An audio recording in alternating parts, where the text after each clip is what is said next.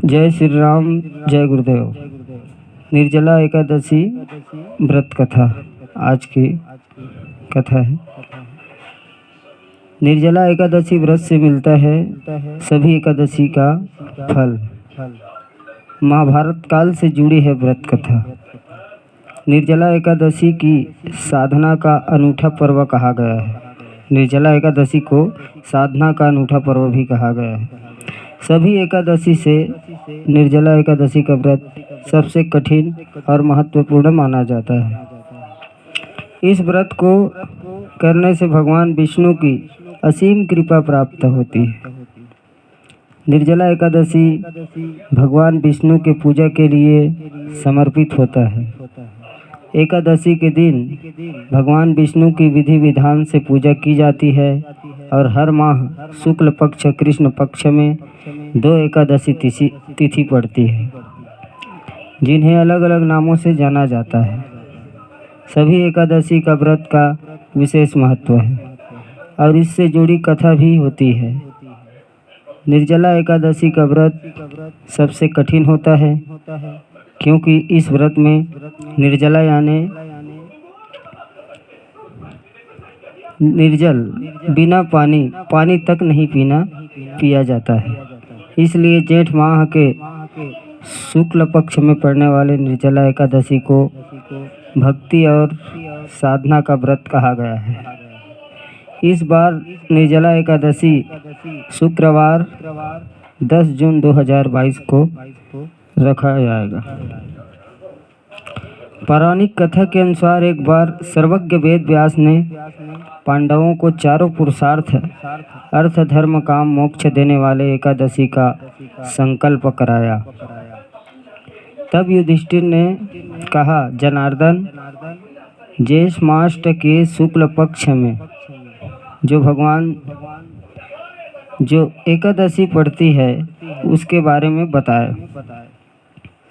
भगवान कृष्ण बोले, हे राजन, इसके बारे में तो मैं परम धर्मात्मा सत्यवती नंदन व्यास जी ही बताएंगे। तब वेद व्यास ने कहा कि 2 पक्षों शुक्ल पक्ष कृष्ण पक्ष की एकादशी में अनवर्जित है। द्वादशी के दिन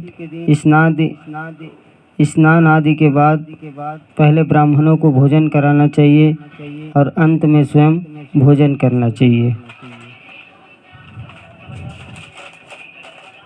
वेद व्यास की बात सुनकर भीमसेन बोले, राजा युधिष्ठिर, माता कुंती, द्रौपदी, अर्जुन, नकुल, सहदेव भी एकादशी के दिन कभी भोजन नहीं करते और मुझे भी भोजन न करने को कहते हैं। लेकिन मुझसे भूख सहा नहीं होता। भीमसेन की बात सुनकर व्यास जी बोले, अगर तुम नरक को दूषित समझते हो और तुम्हें स्वर्ग लोक की प्राप्ति करनी है तो दोनों पक्षों की एकादशी के दिन भोजन नहीं करना चाहिए। व्यास जी ने दी व्रत रखने की सलाह। भीमसेन बोले, मैं सच कहता हूँ, मुझसे बिना भोजन किए व्रत व उपवास नहीं किया जाता। मुझे हमेशा भूख लगती है और अधिक भोजन करने के बाद ही शांत होती है। इसलिए महामुनि, मैं हर माह में 2 ही नहीं बल्कि पूरे वर्ष में वही उपवास कर सकता हूँ जिससे कि मुझे स्वर्ग की प्राप्ति हो और मैं कल्याण का भागी बन सकूं। यदि ऐसा कोई व्रत हो तो बताइए।